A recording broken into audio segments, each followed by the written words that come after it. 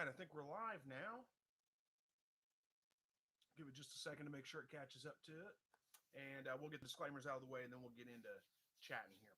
So, again, this is a weekly live broadcast. Most weeks I can do this. Not every week. Sometimes things get in the way. Sometimes things happen. But most Thursday nights, 7 o'clock Central, I'm right here, and I'm doing a live broadcast. I don't have a topic planned out. It is just a chance to interact with you guys during the live chat. So I just respond to your questions. Ask me pretty much anything you want to ask me. Just the only things I ask, keep it family friendly, be polite, don't be rude with each other. We can disagree on things. We don't have to be rude about it. We don't have to be hateful about it. It's fine to have a good, debate or whatever if you want to, but we don't have to be rude and hateful. Don't start calling people names, cussing at anybody, any of those kinds of things. We'll have to kick you out. So, all right, let's get into it. We got Kairos Crab, I think that's how I pronounce that, says, hey, I love your videos. Thank you. Goes on to say, I actually have a buck and a doe, and you taught me how to do everything, so please shout me out. Well, there's your shout out, and I'm glad that you found the videos helpful. Thanks for joining the live broadcast, too. I appreciate that. Katrina from Gilroy, California says, my broody quail in the aviary are still going strong, and my Myshire eggs go into lockdown tomorrow. I hope all is well there. Well, all is well here. Thank you. I appreciate that. Good luck with your hatch. I hope it goes well, both from the broody quail and the Myshire eggs that are going into lockdown tomorrow. I'm sure you're going to have great success with that. It's nice to hear of a broody quail. It doesn't happen very often, but keep us updated and let us know how they did. Charles says, hey, Chris, have you ever used a two-piece rabbit or two-piece feeder for your rabbit? And where can I find them? I'm not sure what a two-piece rabbit feeder is. I don't know what that means exactly. The ones I use are, they got a lid on them that closes. They're just a gravity-fed kind of feeder, but I'm not sure what you mean by a two-piece rabbit feeder. Let me do a quick Google search. Let's see if that comes up. Two-piece rabbit feeder. They look, the only rabbit feeders come up look just like the ones that I've got. So I don't know if I can answer that question or where to get them. I'm not sure what you mean exactly. I don't know what a two-piece rabbit feeder is. But you can probably find them on Amazon if they're available anywhere. I don't know if I bought my rabbit feeders from Amazon or if I bought them here locally. I don't remember, honestly, but I think I've got some rabbit feeders in my Amazon shop, so you can always check there too.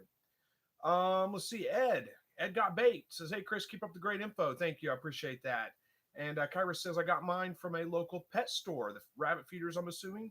Yeah, you should be able to get them at, like, farm supply stores are probably going to be cheaper than pet stores. If nothing else, you can get them on Amazon, but, it may be cheaper to buy them locally. I don't know. You'll just have to check into that and see. All right, Helen says, hey, from Brisbane, Australia. I've been a fan for literally years. Thank you so much for all your knowledge you freely share. Well, thank you for watching the videos. I appreciate that. And thanks for sticking around with me for years, even lately when I'm not very good at answering comments on videos. In fact, I haven't answered comments on videos in a while. Hopefully, I'm going to get back into that soon. Moon Outdoor says, hi, all Ohio here. Awesome. Kyra says, hi, I live in Alaska. And yes, you said my name right. Well, good. I'm glad. I'm bad at pronouncing names sometimes, so I'm glad I got it right. Gerald says, thanks for all you do for us. Hope you and your family are well.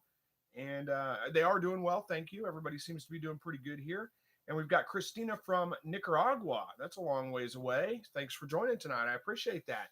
And that's it on the chat so far. Is everybody still there? Hopefully we didn't freeze up or lose connection or something like that, because I haven't seen anything come through for a minute or two. Somebody give me a comment or something. Let me know we're all still going, that you guys can hear me okay, that we're still live. Hopefully we didn't. Yep. Okay. There we go. There we go. We got it. Okay. It's going good. I got a little nervous there. Sometimes, things kick off and I don't even know it. So we're stuck there. So hello to you, Gerald. And Katrina says we're still here, still live and going. Thanks, guys. I appreciate it. Kathleen says, I hatched a week-old quail and its feet still haven't straightened out. Never had this happen before. Poor thing. Yeah, that is unfortunately, sometimes that does happen. Usually that is going to be due to probably like a low incubator temperature or a low, maybe a cool spot in your incubator or something like that. And they'll end up hatching out late. So those birds that do hatch out late, a lot of the times are going to have leg problems, feet problems, any of those kinds of things, just because usually if they're hatching late, it's due to an incubation temperature issue. Not always, but usually. And they don't get a chance to develop fully necessarily, or they don't get a chance to stretch out those tendons like some of your other birds do. So that could be very well what the issue is. There are some vitamin deficiencies and things like that that can cause that, but that's unlikely in a newly hatched bird. So it's probably, like I said, an incubation issue, like a late hatch, something like that. Unfortunately, it may not fix itself. It may not correct itself. Now, sometimes you can build like braces basically for their feet. You can do that with like band-aids or something to put them on there to force their feet to kind of straighten out a little bit. And sometimes that will work, but you usually have to catch it pretty quick to get that to work. So, I've watched the bird for a little while. You can try a few of those things. If it doesn't get better pretty quick, it may be best to just call the bird because it's probably not going to do well with curled up feet. Hopefully it does though.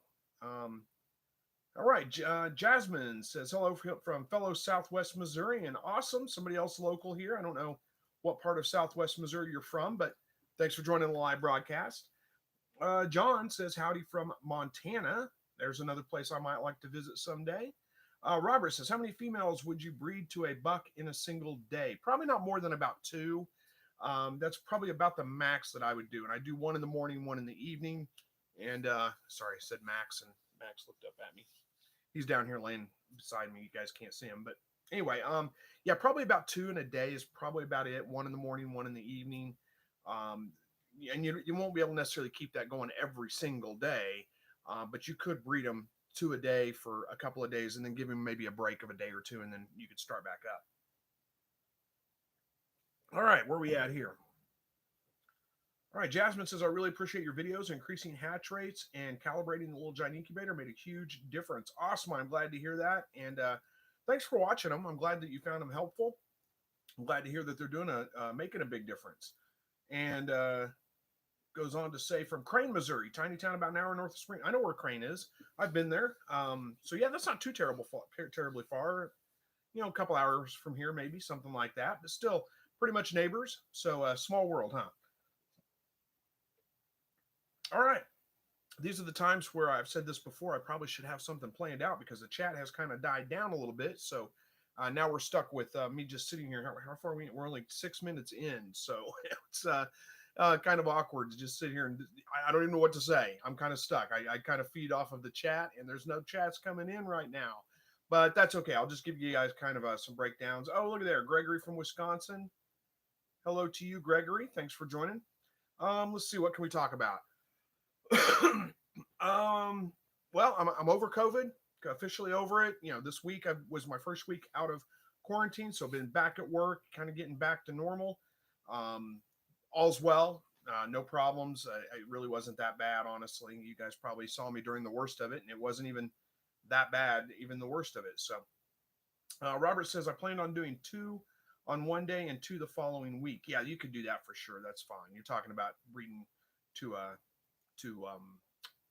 1 buck to 2 does one day and then waiting a week and breeding it to 2 more the next week. Yeah, that's fine. You could do that for sure. Andy Rabbit says, hey, from West Plains, Missouri, we enjoy watching you, and do you ever do any tanning? Well, I know exactly where West Plains is. That's not that far away either. I don't really, and thank you first of all for the kind comments. No, I don't really ever do any tanning of hides. I've toyed with the idea of doing it a few times, but it just seems like, there's always something that gets in the way, or always something that comes up. I just got too much going on right now. So and it seems like it's been that way for a long time. So I don't really do any tanning. If you want to learn how to tan, here's the one thing I would say is most of the time when I'm processing rabbits, they're 8 to 12 weeks old, and those hides are not really good quality hides. They'd be fine to go ahead and, practice tanning so you can get the hang of it. But they're not going to be good quality hides that you want to use to make like clothing and some of those kinds of things out of. They won't hold up over the long run to that stuff because they're just a little thin at that point. So you really need good adult coats, and you need them in like wintertime when they've got their winter coat in order to get really the most out of your hides. Like if you wanted to, sell them or whatever. Now you could tan the hides of the younger rabbits and use that for like craft purposes and things. That would be fine for that. If you want to learn how to tan, there's a pretty good instructions on Rise and Shine Rabbitry's blogs about how to tan. It's really not that difficult of a process. And he's got it's written instructions. You can just kind of look it up, Rise and Shine Rabbitry, tanning rabbit hides or something like that. He uses battery acid, a very weak solution of battery acid, and then you just put the hides in there for I can't remember the exact amount of time, a week or two I think, and then that pickles them, so to speak, and then you've got to scrape all the the hides. Anyway, there's a process to it. You'll have to look it up because I'm like I said, I'm not an expert on it. Jasmine says, "Do you harvest or butcher in this hot weather?" Well, sometimes I do. I don't really have any. I don't have any rabbits. Right now, I don't breed in the summertime, so I'm not really processing rabbits in the heat of summer. I have had a few times where I've bred the rabbits a little bit later in the spring, and they had babies, and it's getting into summer a little bit by the time that they're old enough to be processing. But usually I'm not processing rabbits in the summertime at all because it's just I don't have any to process at that time. I give the rabbits a break during the heat of summer. The quail, on the other hand, I do process those from time to time. If it's incredibly hot out, I'll just bring them inside and do it at the kitchen sink because it's not really that messy, like a rabbit is. So I do that sometimes. Most of the time, I'll just do it early morning or late evening or something like that and just do it outside when it's a little bit cooler out. But yeah, I try not to do anything during the heat of the day that's requires it be outside when it's so hot out. I mean, you from Crane, Missouri, you know how hot it is. But you got the same climate as we do, and it's hot and humid right now. Oh, by the way, air conditioner's working again. Those of you guys saw my video earlier in the week. Yeah, it's working again. We're all good. It's expensive, $900 to fix, but had a leak. Basically, leaked out all the Freon, and it uses the old Freon, so that stuff's incredibly expensive. But anyway, it's up and running. Robert says, "How is QuailCon?" Well, QuailCon hasn't happened yet. It's coming up September 6th, I think. It's either 6th or 7th. I can't remember. Labor Day weekend. So it's coming up about a little over a month away. Lamongi says, "Hello, friend. Greetings from Brazil. Question for you: as I started with quail, am removing their food in the end of the day, as I do with rabbits. Will it affect the egg production? God bless you." It shouldn't affect the egg production, but there's no need to. You can just leave the feed. They won't overeat, so you can just leave the feed with them all the time. In fact, I would really suggest leaving the feed with them all the time. I do find that there are times where rabbit or quail, I'm sorry, kind of freak out when they don't have food available, and they can start turning on each other and pecking on each other and fighting. It can cause some aggression if there's not plenty of food around all the time. So I would just leave it with them all the time, but it shouldn't. I don't think it would affect your hatch rate unless you do end up with some problems with, like I said, them fighting or picking on each other or some of those kinds of things. Then the stress of that could definitely affect not your hatch rate, your egg laying rate. So hopefully that answers that. All the way from Brazil. Thank you for joining. Katrina says, "Can you remind people about rabbit hemorrhagic disease? I tried to add the link to the USDA map of where it is, but apparently YouTube isn't letting you see it." Yeah. Well, I haven't been keeping up with that a whole lot because I'm not terribly worried about it. Let's take a look real quick. Rabbit hemorrhagic. I can't remember. There it is. Can't ever spell that right. It's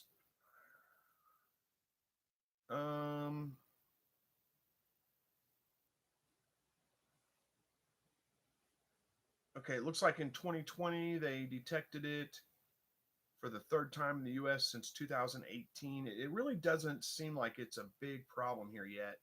Hopefully it doesn't become one. Looks like in May it was detected in California, but it's a disease that's specific to rabbits. I did a video on it quite a while back talking about it when it first kind of started showing up in the United States, but right now in the US, it's not really a big concern. It's been detected a few times, but everything I understand, there's a $5 super chat. I'm going to go see what that is. Farm Girl Night Runner says, I'm processing a hen chicken for the first time this weekend. Any hacks so the feathers are easy to pluck? Yeah, you want to dip it in hot water, about 140 degree water, 120 to 140 degree water, somewhere right around in there. Kind of scald it. So dip it in there, after you've dispatched it, of course. Don't do it while it's alive. That would be incredibly cruel. But dip it in that water, just dunk it in there 15-20 seconds, something like that. You can kind of tell because if you grab the wing feathers, when you pull it up, grab the wing feathers and pull on them, they should pull out pretty easily. And once they start pulling out pretty easily, pull it out of the water, hang it up, or however you're going to do it, and start plucking. That's really about all there is to it. It's really not that completely difficult, not that difficult to do. It may take you a little bit of time, especially if you're just doing one hen. But because you don't get a chance to practice, you're just going to be doing it for the first time with that one hen. But you'll figure it out pretty quick. What I use too is I put on, I always, for the most part, when I'm dispatching animals, when I'm processing animals, I usually wear gloves. What are they called? Not latex, but well, I can't remember the word for it. Anyway, kind of like latex gloves, but they're not latex. They're can't think of it. Anyway, you get the idea. Put those gloves on, and that does help because you can just kind of drag against the grain, so to speak, on their feathers, and they kind of stick to the gloves a little bit, so that'll help pull them out. And you can move pretty quick. And the hard part is really the pin feathers, the little pin feathers. Once you get all the big feathers out, you got to go through and kind of detail work, so to speak. So you got to pull out all the little pin feathers. But it won't take you that long. You're looking at probably 15 minutes, maybe your first time to completely pluck a chicken. You'll probably get it down pretty quick. So you can watch a couple of videos online and get the idea of it. I did a video whenever I processed my chickens. So you can go back and watch that one if you want to. But anyway, hopefully that kind of explains it. It's really not that difficult. You'll get it down. Okay, so back to the RHD, rabbit hemorrhagic disease. It is a disease specific to rabbits, and it's been devastating in some places. Like, is it Australia where it's really gone crazy out there? I think it was introduced in Australia by the government to control the rabbit population there. It is. There's some. I mean, it could be a concern for sure if it does become a widespread issue. It is pretty much fatal to rabbits. There's not really any kind of preventative measure, preventative treatment you can give them or treatment you can give them once they get it, as far as I know. So it's a pretty big deal, but right now it hasn't really become a big issue in the United States. It's only been found a couple of times in isolated places. Now, if it ever gets out, then yeah, it could be a big issue for sure. All right. Kamiza says, I'm new to quail. Well, you're in the right place because we got a lot of videos on quail. Hopefully you're finding them helpful. Jeff says, hello from Central Missouri. Just finished my second hatch with much better rate. 24 hours after the last hatch, I started an egotopsy.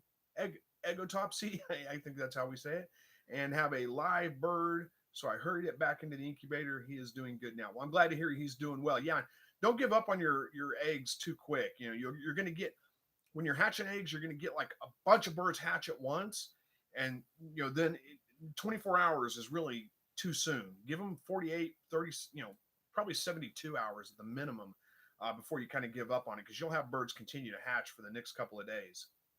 But I'm glad to hear that he's doing well.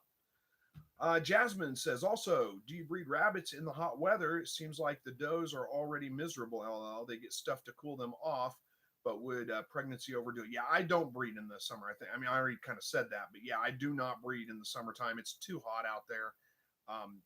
Rabbits already have a fur coat on. They already struggle in the heat of summer. I don't really want to add to it, having babies. Not only that, but it's a good chance the babies born in a nest box are going to overheat and die from the heat of the summer, more so than they would from the cool of winter, or the cold of winter anyway. All right, Kyra says, I got to go. Well, thanks for joining us, and hopefully you have a good rest of your evening. Owen says, hi, how you doing? I'm doing well, thank you. I hope you are too. And Kenneth says, does 8-week-old quail poop stink if you raise them in the house? Yes. Yes, it does. Now, the key is keeping it dry. If it's dry, it's not too bad. But if it gets wet, it's pretty rough. Now, right now, I don't know that I could smell it at all because I just got over COVID and I don't have all my sense of smell back. But I guarantee if you haven't had that issue and you've got a sense of smell, you're not gonna want to have them in the house if you get their droppings wet. Again, if you keep them dry, they're not too bad at all. A little dusty, and I guess you could come. Yeah, there's a little bit of a smell to it. It's not that bad, but yeah, if you get it wet, it's rough. It's real bad if it's wet. All right, Andy says, thank you. I have silver foxes grow outs and I'm holding on to. I want to tan them. Yeah, like I said, look it up on Rise and Shine Rabbitry. They've got a pretty good instructional write-up on it. It's not that complex. You should be able to figure it out. All right, maybe I'll do a video on that someday. Maybe I'll actually do it and we'll shoot video. All right, Helen says, are there any plans to have a live stream at QuailCon for those of us who are not able to go? I don't know. It's not my event, so I don't want to promise that there's going to be a live stream there or not. I think it would be kind of difficult to do because it's a whole day. It's not just like a 30-minute session or something like that. It may be kind of difficult to do. But who knows? I'm sure I'll shoot some video while I'm there and get that posted. We'll see how that works. And maybe that may be kind of tricky to do as well. But we'll try. We'll try to get that done. I just don't know that it'll be live. All right. Gregory says, quail question. I have had several females that lost use of their feet and just crawled around. No visible signs of problems like bumblefoot. Do you ever have this happen with your quail? Um, every once in a while I get a quail that has like a leg problem of some kind, where they're like you said, they just don't use their legs much. They just kind of sit down in one spot, or if they do get up, they're kind of limping, and usually they'll get over it pretty quickly. um, I don't know exactly what causes that. It could be a number of things, I'm guessing. The definitely it could be some feet problems. They get their foot tangled up in the wire or something like that and sprain their leg or something. But like you said, no visible signs of injury on it. Usually, when that happens with no visible signs of injury, they get over it pretty quickly. A week, 2 weeks, something like that. But sometimes, every once in a while, one of them just kind of, for whatever reason, just seems to have some problems and never really quite gets over it. That was hard to get out for some reason, and I end up having to call that bird out, because I'm just guessing that there's some genetic issues with the bird that maybe I don't want it passing on or any of those kinds of things. It's just it, like I said, I don't know what causes it all the time. I'm sure there are many things that could happen that could cause issues like that. I just don't know what they all are. All right, Robert says, "What's the title of your video when you butchered the rabbits?" Let's see. I've butchered rabbits on several videos. One of them, I think, the first one I ever did was how to butcher a rabbit, I believe, and it got marked as adult content, because I showed the actual process of dispatching the rabbit. So I've done some since then. I don't remember what the names of those videos are, but if you look at like look up processing on my main page, or butchering or something like that, and you can probably find them pretty easily. You In order to watch that first one, like I said, it got marked as adult content, so you'll have to be signed in and over 18 or something like that to be able to watch it. But that was a long time ago. It was years ago that I did that one. S.O. Swanson says Sunday the 5th of September for QuailCon. Thank you for looking that up. I appreciate that. Jasmine says, I really want to go to QuailCon. How do you find someone to maintain animals on the homestead for a trip like that? My hubby would do that, but he wants to join me. LOL. Yeah, my neighbor, I've got good neighbors. I make good relationships with my neighbors. I think it's important to do. And my neighbor will usually come over if I don't have anybody else. My neighbor will come over and take care of them for me. And I've got a pretty small operation. I've just got a couple of rabbits and the quail and the dogs. So it's not really that. I mean, she just needs to come over, collect the eggs, make sure that everybody's fed and watered. That's about it. So it's really not that big a deal. Now, for QuailCon, my wife will be staying home, so she'll take care of everything for us. But usually, like when I go on vacation, I'm going to go on vacation the week after QuailCon, and I'll be gone for a whole week. So I will check. I don't know yet if it's going to be my neighbor. Sometimes I talk my son into doing it. He's in his early 20s. He doesn't live here. He lives on his own. But he'll come over and take care of things for me sometimes. It just, a friend, a family member, a neighbor. I like I said, I have good relationships with my neighbors. When they're gone, I go over and take care of their animals for them. When I'm gone, they come over and take care of my animals for me. J Bid says, how cool should it be outside before I start to breed my rabbits again? I like to wait till early fall. So I'll probably start again in like mid-October. Now our average first frost date is October 15th, and it's still usually pretty warm all the way up through October. But I can usually start breeding again let me back up. Let me just say, whenever your temperatures start dropping down below about 80 degrees, whenever your max high temperatures are in like the mid 70s or something, then it's probably fine to go ahead and start breeding your rabbits again. Now, there are some people that never get to that, and there are some breeds of rabbits that are a lot more tolerant to the heat than others. So that's not necessarily like for everybody, you have to wait till your days get down in the 70s because you may never get there. But for most people, that your standard meat rabbits, your New Zealand whites, your Californias, or whatever, I like to wait till the daytime highs are getting in the low to mid 70s instead of the high to mid 90s or the high 80s to mid 90s. Katie says, "Hey Chris, I was wondering if you ever tried raising chuckars, and do you know if they are more difficult than quail?" I have never tried. There you go. Somebody got it for me. Jasmine says, "Nitrile gloves." Thank you. I was having such a hard time coming up with that for some reason. That's it. Yeah, nitrile gloves. No, I have never raised chuckars, or however you pronounce that. I always get that wrong for some reason. I don't know much about them, so I'm not going to be your expert on that one, unfortunately. I don't know how much more difficult they would be than to raising quail. Farm Girl says, "I plan on wearing nitrile gloves." Yep. I am allergic to latex. Yep. There you go. I use nitrile gloves. That's what I use. Vax says, "How do you know if your quail eggs are fertilized?" Well, the only way you're going to know for sure is to take a sample. So collect 10 eggs or whatever and crack them open and look and see if they're fertilized or not. And, that gives you kind of an idea. If you take 10 eggs and you crack them open and 8 of them are fertilized, you've got about an 80% fertilization rate, and that's not bad. That's pretty decent. If you crack 10 eggs open and only 2 of them are fertile, then you may have some issues you may need to look at. But chances are they're all going to be fertile. If you hear the roosters crowing, chances are you've got fertile eggs. I usually don't even check my fertility on my eggs. I usually just incubate away and call it good.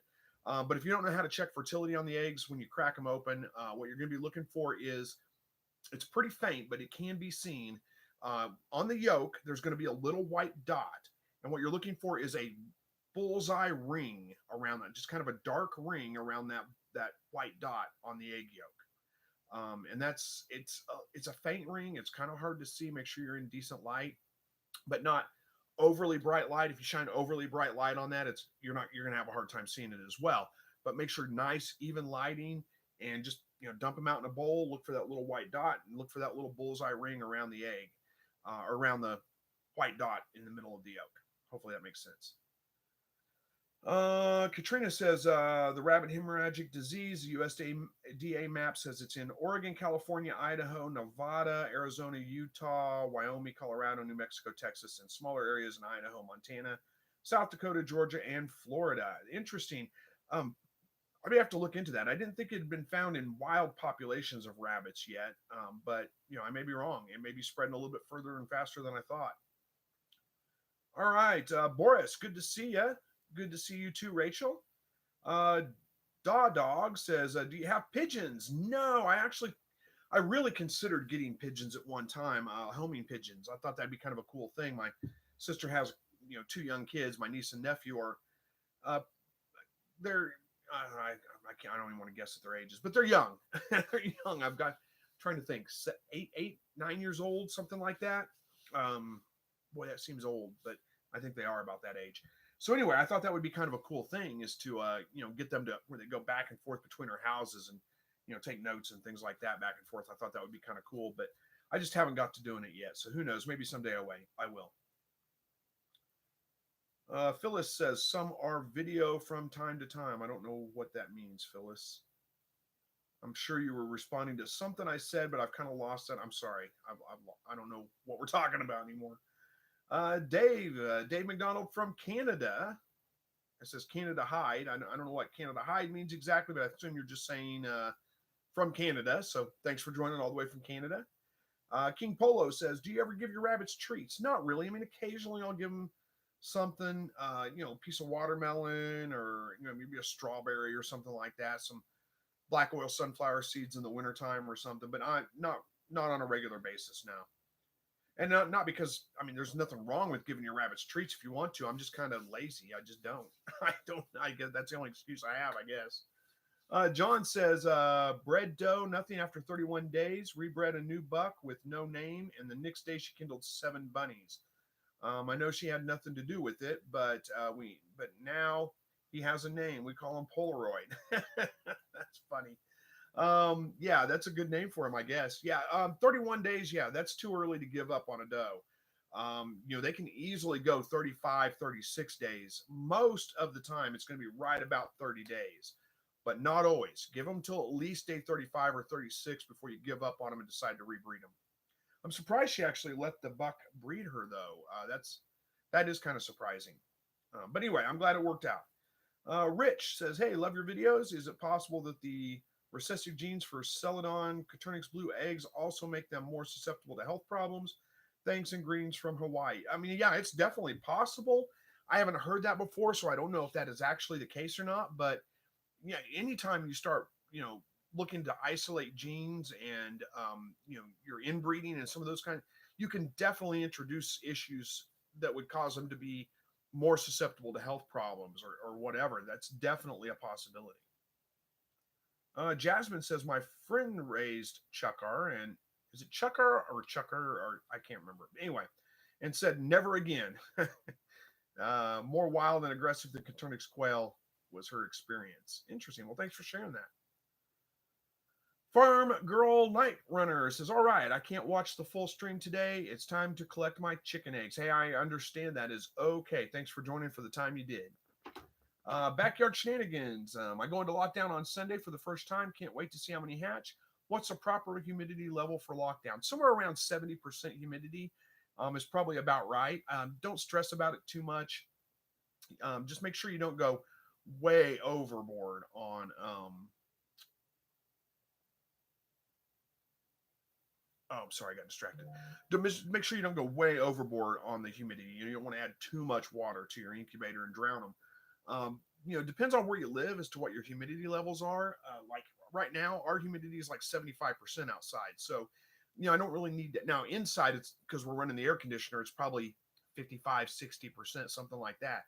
So I don't need to add a whole lot of water to the incubator. But you may be in a drier climate, so it may require a little bit more water on your side. One thing I will say about that is remember that humidity is based on surface area, not volume of water.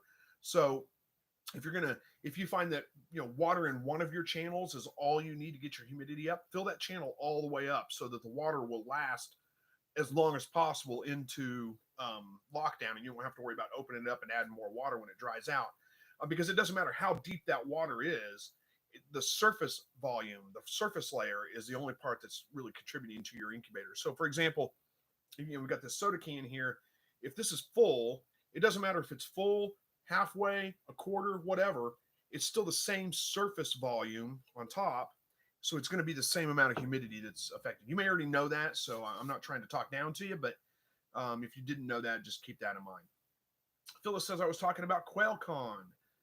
Talking about QuailCon that says some are video from time to time. Oh, okay. Yeah, I got you. Yeah, I'm going to try to do a little bit of video there, but we can't do the whole thing live anyway. That would probably be unfair to the people that actually paid for tickets to go. But anyway, we'll see what we can do to get some video shot for you guys. Dog says, my uncle has a pet crane. Interesting. Jasmine says, "What do you think about soaking or fermenting the quail's feed? I'm also considering growing microgreen fodder for the laying quail. Thoughts?" And thanks for answering all my questions. You're absolutely welcome. Yeah, as far as soaking or fermenting feed, I mean, you can definitely do that if you want to. I really don't think that I don't buy that it really adds that much of a benefit to their diet. Maybe it does. I know that fermentation is good. I know lactobacillus bacteria is good for your gut health and all those kinds of things. But I just don't really buy that fermenting the feed is worth the effort. It's going to provide all that much more, health benefits to the birds. The thing I would worry about right now is, especially in the summertime with the humidity levels outside, is growing mold in your food, in your wet food. You're going to have to clean it up every day, and it just seems like a lot more work to me. But that's not a reason not to do it if you want to be able to take all that on. But you're going to have to be really careful to make sure you're not getting mold in there, because mold can be incredibly dangerous for them. So that's something you're going to have to keep an eye on. Now, luckily, it's pretty easy to tell if you've got mold in your food or not. If the fermentation goes wrong, it's pretty easy to tell. But that is something to be concerned about. Now, as far as growing microgreen fodder for your laying quail, nothing wrong with that either. I think if I was going to do fodder, I would probably not go with microgreens just because they're pretty expensive. That's pretty high dollar fodder. I would grow microgreens for myself, but and I've done microgreens before. I've got microgreen seeds somewhere, but I think I would go with like wheat or barley or something like that. That's a little bit cheaper and a little bit easier to get to grow for them. Grows a little bit faster anyway. So that's my thoughts on it. But again, if you want to grow microgreen fodder for them, do it. There's nothing wrong with it. It's not going to be a bad thing for them at all. All right. Brooke says, just popped in. Do you know anything about breeding lion head? I have a buck and I want to breed him. Anything to cross? I don't know a lot about lion heads. I'm not sure what your purpose for breeding him is. If you're looking for, I'm assuming some kind of pet variety or something like that. I would pick something that would be probably close to his same size or maybe a little bit bigger. You don't want to breed him with like a mini, mini rabbit because that would just be cruel. But yeah, I don't know. I'm not. I mean, that's a wide open question. I'm not sure how to answer that exactly. You can breed them with pretty much whatever you want, but if you want to, breed for pet purposes, you might want to try to find another lion head rabbit to breed with, so you keep those genes a little bit more pure instead of ending up with mutts or something like that. He's probably not a great choice for a meat rabbit, so I don't think I would go that direction with him. But that's just my thoughts on it. Hopefully that answers it for you.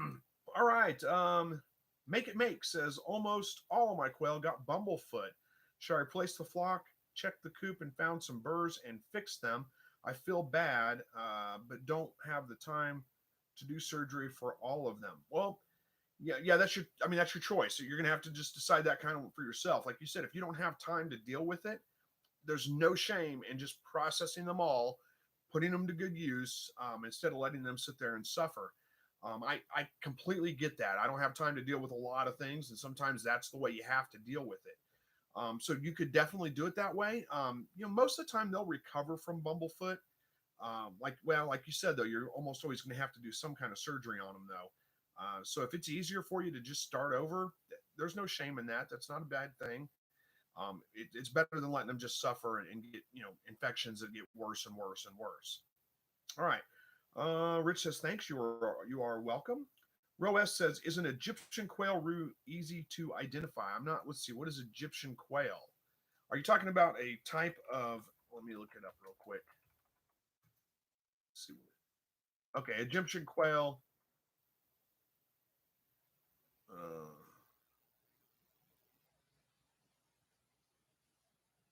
Okay, this says Egyptian is a result of roux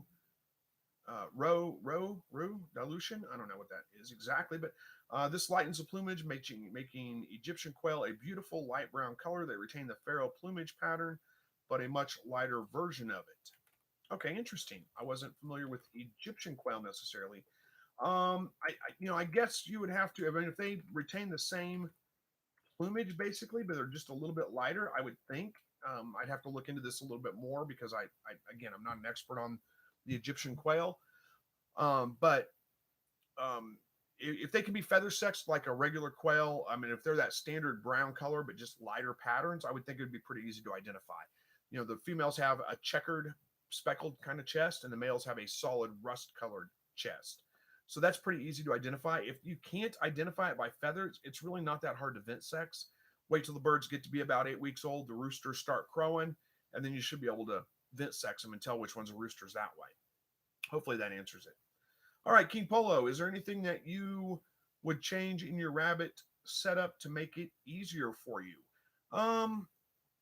Yeah, I think the one thing that I would change, and I've toyed with the idea of doing it, I just haven't done it yet because I'll need help, is I don't know that I would have set it up right next to my house. It's working out okay right now, but it'd be so much easier if I had it out there by the quail hutches, out in that tree cover back there, so they'd still get the shade and the ventilation and all that, but just let the droppings drop to the ground instead of having to clean out the tarps fairly frequently.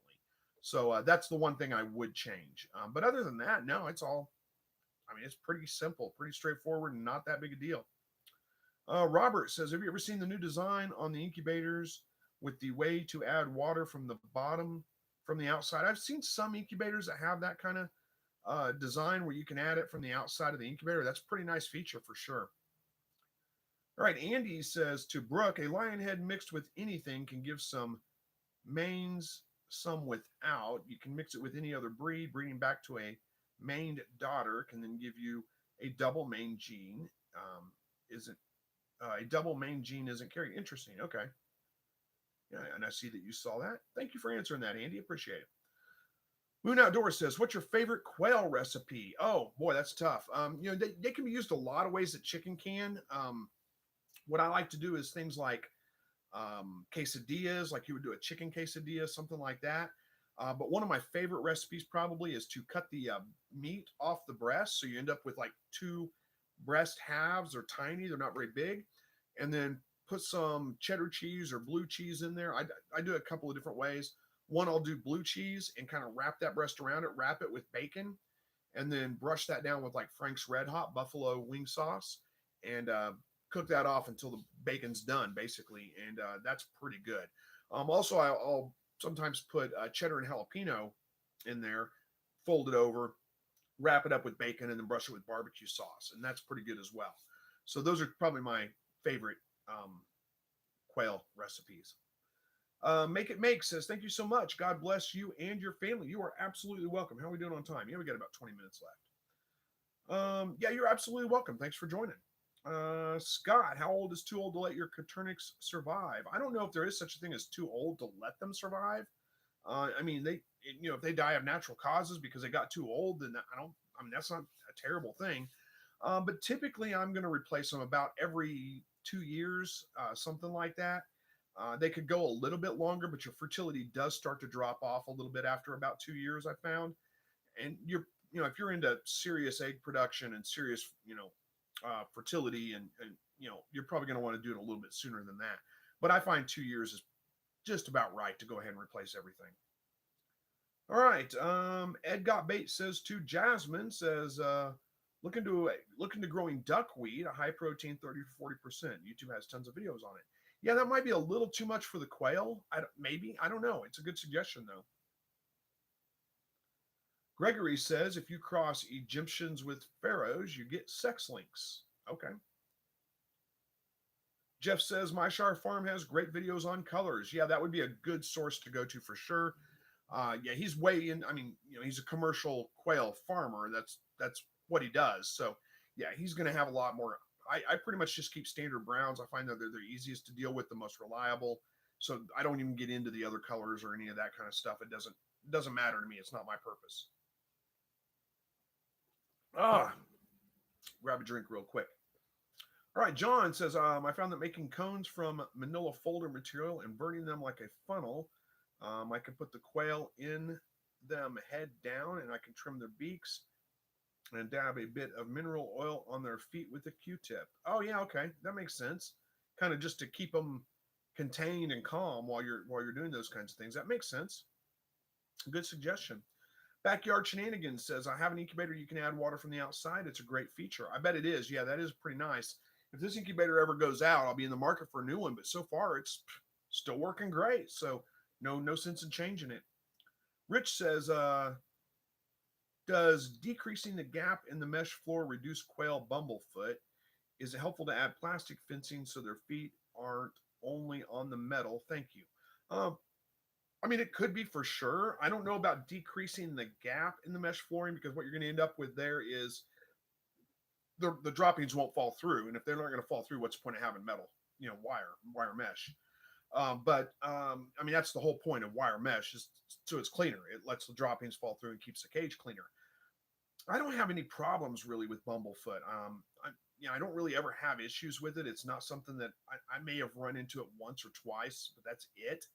So what I would look for if you're having issues with it is, and it sounds like I'm getting mixed up, if you were the one that said you had the issues and all of them came down with it, or if that was somebody else. Anyway, whoever it was that had the issue said they found some burrs on the wire and they took care of it, and that's probably what was causing it. That probably is. So yeah, I mean, there's different grades of hardware cloth, and yeah, definitely if you've got some that's rough, then that can definitely cause issues with the quail's feet.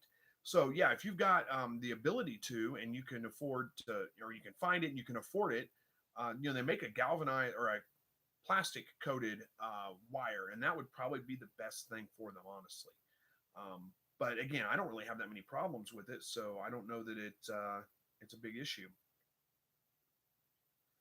Oh, look at that. John's saying that he's talking about dealing with bumblefoot. I think he says, it softens. What he's talking about is putting mineral oil on their feet with a Q-tip. Says it softens the calluses, and the bird can pick the sliver out itself. And it solved it for me. Good luck. So that, yeah, that's a good suggestion. I mean, yeah, if your birds have, bumblefoot is caused because something foreign got into it, like a grain of sand, a stick, something like that. It's like having a splinter in your hand that you never take care of. It's going to get an infection over time, and that's what happens. That's what bumblefoot is. So what John is saying is that he's, makes a cone out of like manila folders, puts the bird down in it head first. That keeps them calm, and he can be able to put mineral oil on their feet, and that softens it up, and the birds will then pull out the foreign material, whatever it is that's causing the infection. They'll do that themselves, and you don't have to actually do the surgery on them. So that may be a suggestion for you as well. I've never heard of that being done, but I mean, why not give it a try? Should work. Tanya says, good evening, Chris. Question: I live in Ontario, Canada. Should I have concerns about winter for my quail and rabbits outside? I wouldn't. I don't know. I mean, I've never been to Ontario, so and I can't tell you exactly. I don't know exactly what your weather's like there, but as long as they have a windbreak, they can get out of the wind. They should do fine, especially the rabbits. Rabbits handle cold really, really well. The quail do too, for that matter. I've never had any problems with. I mean, and we get, we probably don't get Ontario cold, but we get cold in the wintertime. We get below 0 degrees Fahrenheit on a regular basis, and it's never. We got, I think, was it -5 or maybe it was -10 degrees. That's not the wind chill. That's the actual temperature, -10 degrees. And I know you're Celsius, not Fahrenheit. I don't know what that conversion is. Hopefully you can do it yourself and figure out. But that's pretty cold. And I didn't have any problems. None of my birds, they don't even really look like it bothers them that much. The rabbits are perfectly happy in the cold. The only hard part is keeping them watered because water freezes. Robin says, hello, I made it. Thanks for joining, Robin. Scott says, keep the water clean if you have bumblefoot, and keep sand in your sand bath. Well, those are good suggestions. Keep the water clean all the time, really. Robert says, do you know what brand of rabbit feeder you use? The purple ones from Tractor Supply doesn't allow the feed to fall down for the rabbits to get to. Yeah, that's kind of a common problem with those gravity-fed feeders. The feed does tend to get kind of stuck in them. I don't know why somebody hasn't developed. I mean, it just would take a little bit more of an angle, I think. But anyway, it's a common problem. I'm not sure. I think mine are probably Miller Manufacturing. I really don't know for sure. They're all very similar, and I don't know if there's a huge difference between one to the other. But that's not a big deal for me that the food doesn't, like, if I were to fill that up, then yeah, it doesn't tend to want to fall down through very well. I mean, it does, but it's not the best for that. Sure, it does kind of food wants to sit to the back of it. So unless you've got it completely full to where there's enough pressure on top to push the food forward, or you manually with your hands reach in and scoop the food forward in the little tray, then yeah, the feed is kind of in the back of the feeder for sure. But I just feed my rabbits as much as they'll eat in about 24 hours. So I just dump it in there, stick my hand in there, and scoop it to the front. So that works for me. That's how I do it. But where I got them from, again, I don't know if I can't remember if I bought them from a local feed store, maybe Tractor Supply, or if I got them off of Amazon. But let me check my Amazon shop real quick, because I'm pretty sure that I do have some. There we go. That's the one I want. I'm pretty sure I have rabbit feeders in there. Do I not? Yeah, there's a rabbit feeder in there. $16 for steel small animal feeder with lid, sifted bottom. Pet Lodge is the brand on that one. Small animal box. I don't know if there is a. Let me do another search. Pet Lodge small animal feeder. Looks like there's a couple of different. Yeah, I don't see them in any of my. Looks like that's a pretty standard price. I mean, there are some that you can get it cheaper, but I don't like Circle C Supply. I don't know who that is, so I don't know if I'd recommend them or not. But anyway, that's Pet Lodge, Miller Manufacturing. Several places make them. I think they're all pretty much the same, so I wouldn't stress about them too much. I don't know which purple ones you're talking about. You said the purple ones from Tractor Supply. I don't know what those are. Are they plastic? Because purple makes me think they're plastic. but I wouldn't use plastic. I would go with metal. All right. Rose says, I live in Bancroft, Ontario. My quail can handle the bitter cold. Just have to change the frozen water off. And yeah, that's pretty much what we have to deal with too. Matthew says, do Celadon quail lay well compared to Pharaoh quail? Yeah, pretty much all of the Coturnix quail are going to lay about an egg a day, assuming that they've got enough light, 18 hours a day of light. I don't think they're, as far as their egg laying rate, I don't think it's any different than any other quail. Moon Outdoors says, what do you use to water your quail in the winter months? Well, I use something very similar to my feeders. So if you've seen my feeders before, I mean, it's the same thing. It's like a Tupperware style container. It has a lid on it. Oh, look at there. There's a $3 super chat from Rich. Thank you. He just says, thanks for the advice. You are absolutely welcome. All right, back to the waters. So it's like a Tupperware container. I cut holes in the side for them to stick their heads through, and I put the water up to just below where the holes are. And I find that really works well in the wintertime.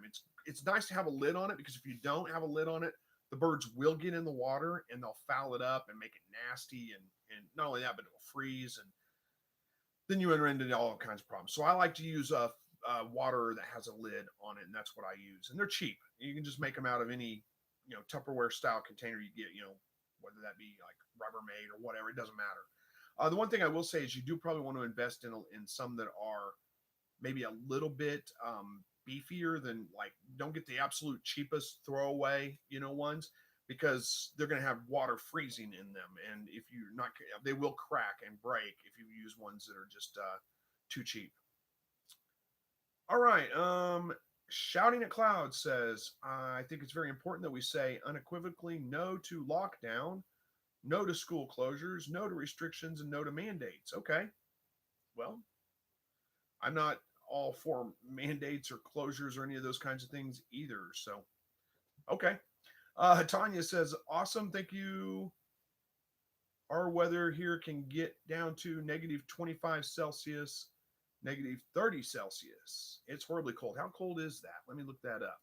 Let me see. Negative 30 Celsius to Fahrenheit. Yeah, that's negative 22. That's pretty cold.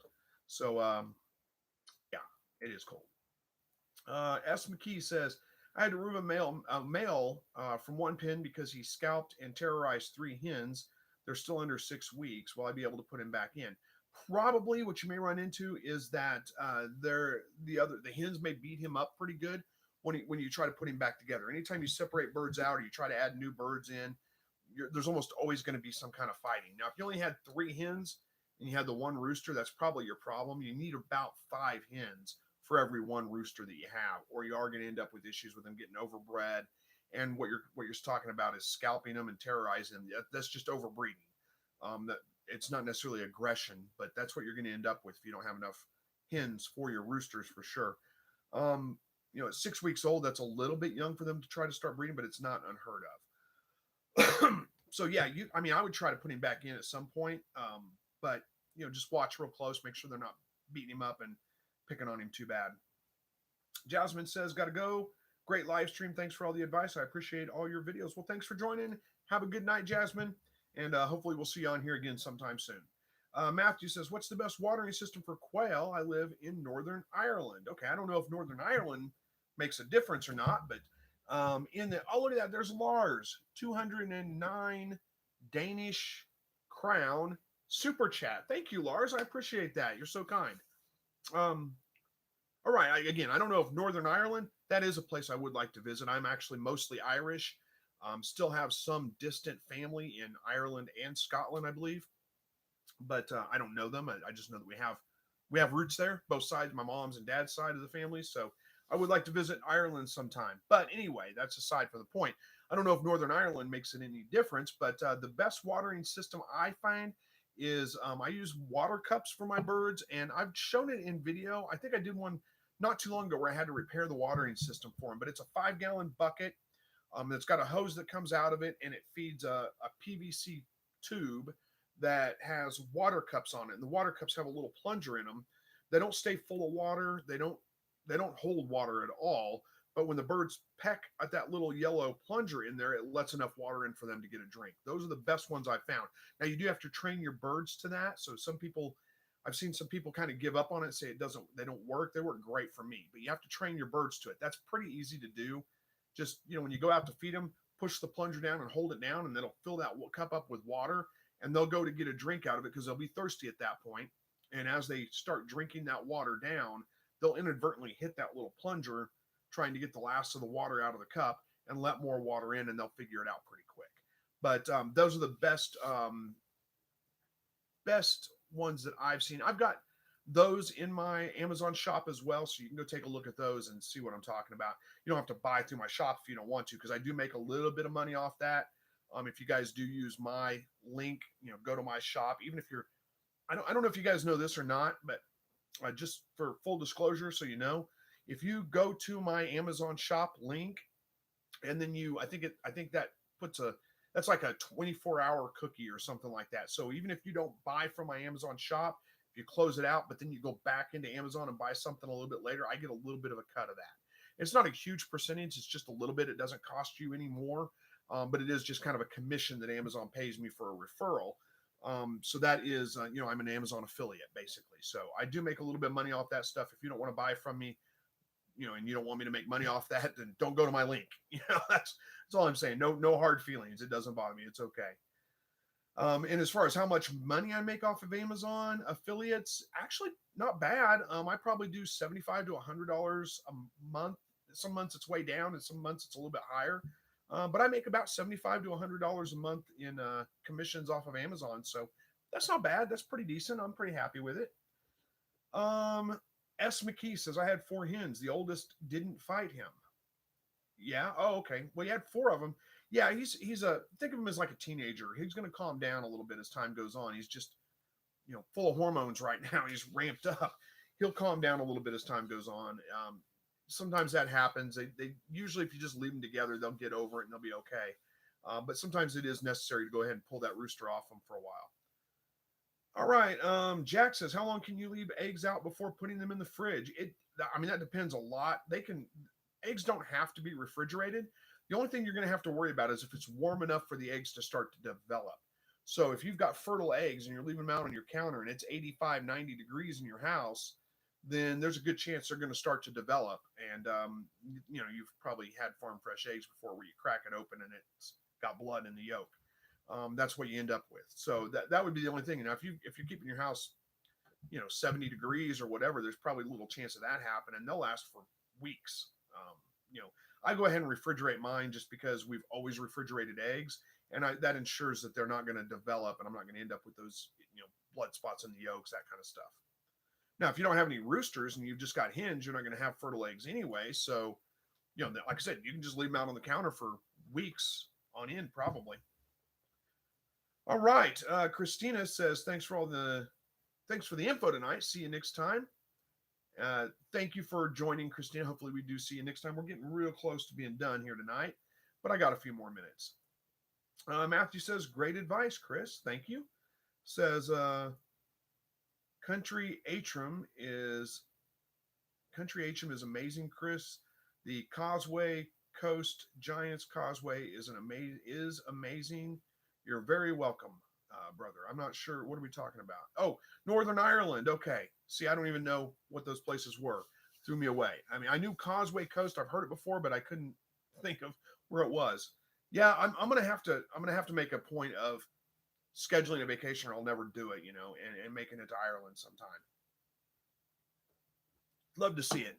Love to. But yeah, my like I said, we are primarily Irish, not completely. We're like all Americans. We're mutts. I say we, my family. We have all kinds of stuff in us. A little bit of Dutch blood, I know of. A little bit of Native American, Cherokee, and Apache, I believe. But mostly Irish. My mom's maiden name was Ardrey, and my dad's last name Carnes, and both of those are Irish names. My sister's actually traced back on my mom's side all the way to Ireland. And my grandfather on my mom's side, my grandfather was Ardrey, which is an Irish name. But my grandmother, her family came from Ireland as well. So we're mostly Irish. First name, last name says, I've hatched a new group of 9 quails a few weeks ago. One of the hens turned out to be super aggressive, beating everybody else up. Ever experienced this? Every once in a while, you do get a super aggressive bird, and I found that it seems to be more common with like the all white birds, or some of the like the Italians or Manchurians, tuxedos, some of those kinds of things. I don't have hardly any issues with aggression with my jumbo pharaohs. It's just really rare. Um, I mean, every great once in a while, I get one that's a little bit aggressive, but for the most part, they do tend to be a lot calmer than some of the other birds. But yeah, sometimes you're going to get an aggressive bird. It just happens. It's just part of the gene. Now, what I do when I get a super aggressive bird like that is I remove them from the flock. I call them because I don't want to pass those genes on and create more aggressive birds. That's how I handle it. Rose says, I put an aggressive rooster in a cage by himself for 24 hours. That calmed him down. Yep, that's a good suggestion. Another thing you can do is, if you have the ability to darken the cage a little bit, that's going to calm him down too. Now, of course, that's going to delay your egg laying a little bit, but you're talking about your rooster or your hens only being 6 weeks old. They've got a couple of weeks before they're going to start laying anyway. So if you have external lights going on them, shut those off. If you have the ability to kind of cover the cage in a way to where, it's going to be tricky to do in the summertime when it's so hot. You don't want to, bake them in there. But if you have a way to cover that cage and block the light out a little bit early, so you turn the daylight down to say 10 hours a day instead of 14, that will calm the rooster down quite a bit too. Andy says, I gave my daughter a pair of quail earlier this year, sent her the link to your cage build. She built it. The hen has now hatched her second set of eggs, maybe because it's just one roux and one hen. Maybe. That's awesome, though. I'm glad to hear that. I have never had a quail go broody, but I hear more and more reports of it happening. All right, it's getting time for me to get off here, but let's see if I can get these last couple of comments answered here real quick. Julie says, my male button quail lives with his 2 daughters who lay constantly, but they have never had a fertile egg. My hen flew away one day. All her eggs produced chicks with her. All her eggs produced chicks with her, huh? Or chicks by her anyway. I'm surprised you're not getting fertile eggs. You should be. I don't know why you wouldn't be. Anyway, Matthew says, thanks, Chris. Love your knowledge and amazing wealth of knowledge. God bless. Thank you very much for the kind comments. I appreciate that. All right, that brings us to the end of the live chat. You guys have given me a break. Sometimes I just keep going. You guys know how it is. I talk too much as it is.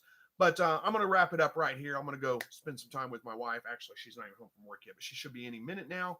And go get dinner ready for her, hopefully. And anyway, go to bed so I can get up and go to work one more day before the weekend hits.